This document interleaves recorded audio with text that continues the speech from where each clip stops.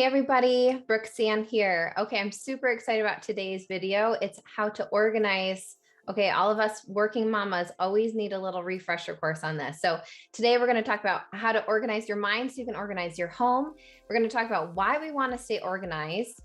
And also at the end, we're going to talk about my 3-step process, how to organize in a very simple way, talking about deciding, editing, and enjoying. And I'm going to talk about how we can apply this to any aspect of our life, especially in our homes. Okay, so the first thing we want to talk about is, why do we want to be organized? What do you think when you arrive at being organized? What do you think is going to be different? Why do you want to get organized? Well, I'll tell you why I want to get organized. I want to be organized so I can enjoy my family.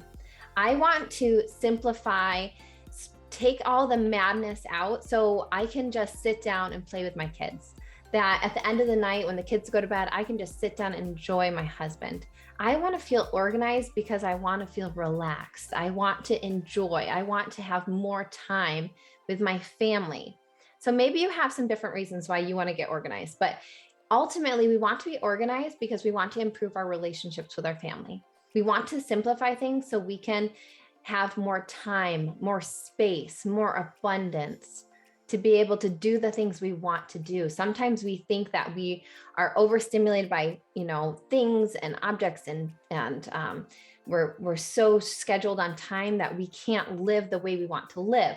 So we want to strip all of that away to put dedicated spaces and time and things so that when we want to do what we want to do, we have that available to us. Okay, so I want to talk a little bit about what happened after Christmas, right? All these beautiful new gifts come in, and there's new toys and wrapping paper, and I am just so overstimulated with all the new madness of everything. And I'm grateful for all of it. It's wonderful. But I'm so distracted because I'm trying to find the pieces that goes with this new puzzle. I'm trying to find a new home for this. I'm trying to figure out, where am I going to put all this stuff? Because right now it's all under the Christmas tree, and the kids have it up in the room, and they have it downstairs, and it's in the kitchen, and I'm just feeling like overstimulated. So you know what I do when I'm feeling that way? I retreat. I pull myself away from my family. I go to my room. I can't handle it. Does this sound familiar? So here we want to have more time with our family, but when more stuff is coming into our home and into our life, we naturally pull back. We retreat because we just can't handle it. So as a life coach, I could tell you, no, stuff isn't the problem. You need to manage your mind around it. And then maybe we can get over it. But I'm telling you, let's make it easier on ourselves, and let's change the environment, right? Let's be an architecture designer of our environment. Let's make our environment work for us so we are have a better opportunity to have clear space, clear thinking, so we can focus on what's important. So that's going to bring me right into our first step. So I have a 3-step system to simplify your life in your home. Again, this is the home edition. Next week, we're going to be talking about time. So decide. The first step in this system is to decide, which is so fun to take that time to think about, okay, what do I want? Let's talk about one room. Think about the room that's driving you the craziest. Is it your kitchen, your living room, the toy room, your bedroom? Let's think about that space. What is that space designed for? Decide right now what you and your family want to do in that space. So after Christmas, I was thinking about okay, what do I really want in the toy room? Because right now, all it is just like a space where all the toys live. And there were so many toys in it that we didn't even play in the toy room. The kids would go get toys and then bring them into the living room and play in the living room because it was just too much madness. So we get to decide, you and your family, what do you want a space to look like? Claim what you want, right? So my family loves to play Legos. So we need to decide what's important. What do we want to do in there? We want to play Legos. We love to play Uno and card games. The kids love to play magnetiles, right? So these are the things we actually do and we want to do.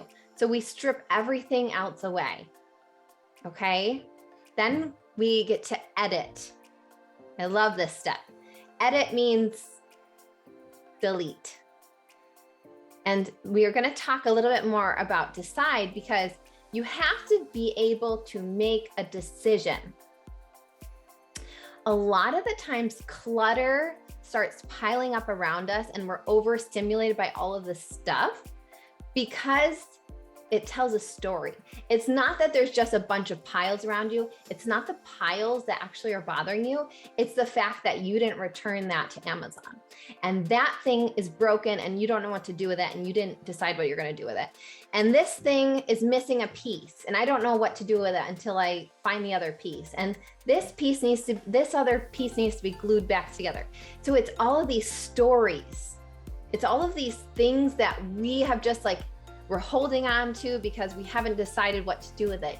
So what I'm telling you is the first step is you need to be able to make decisions and have your own back. And this sounds silly, but a lot of times, like I held on to toys from my childhood, right? I have my American Girl doll and, you know, Rosie the horse. And I was holding on to all this stuff because I didn't want to feel sad about letting it go. So I would hold on to these things for what, 20, 30 years. I've held on to these things because I just didn't want to make a decision about it. So it's been in my basement in a bucket for 20 years just because I didn't want to deal with it. So if we really want to simplify our life, if we really want to make substantial changes in our home so we can enjoy our family more, we need to be able to make a decision and quickly. We don't hold on. We decide right then and there, like all the things that come in for Christmas, for example, we go through right then and there. Are we going to keep this? Are we? Or are we going to donate it? Because we're not really going to use it. And that sounds so bad, but we have to decide right then and there. Is that something we actually want to use? We want to welcome it into our home and for it to be a part of our home and our family. And the same thing with the broken things, right? I held on to broken things because I'm like, oh, you know, I feel so bad. I've invested in it. I don't want to get rid of it. You know, I've spent money on it. I've spent time on it, but we have to decide right then and there. Is it worth our time? The other night the kids were playing Uno with my husband at the dining room table. And I had this old laptop that has sat in my kitchen for, I think, 2 years. Because it's so slow and it needed to be restarted, it needed to be deleted.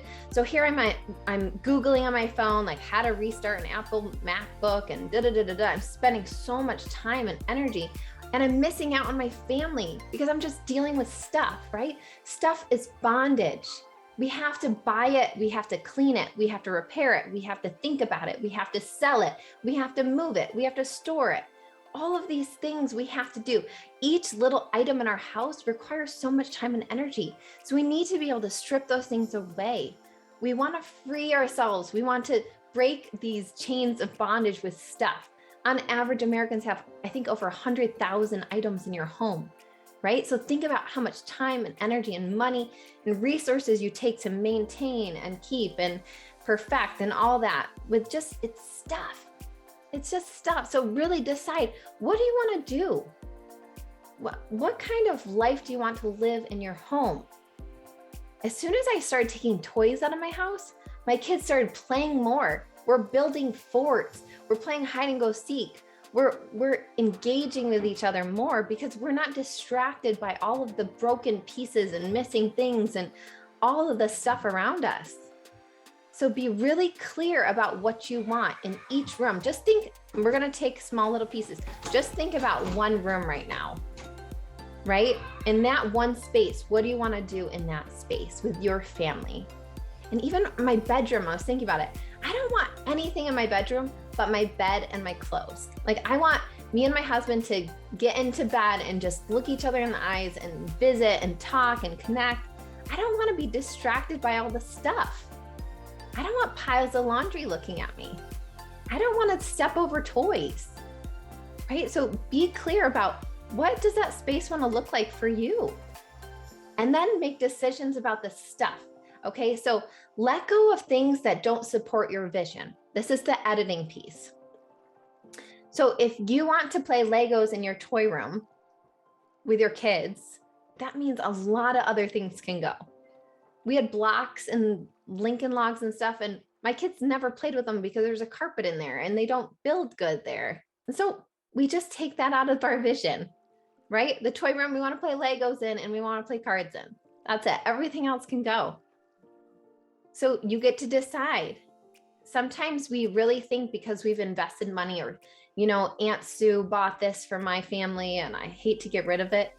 We have to start thinking about abundance, right? Let's say that we actually got rid of something and later on we needed it. So what? We borrow it from somebody else. We buy a new one.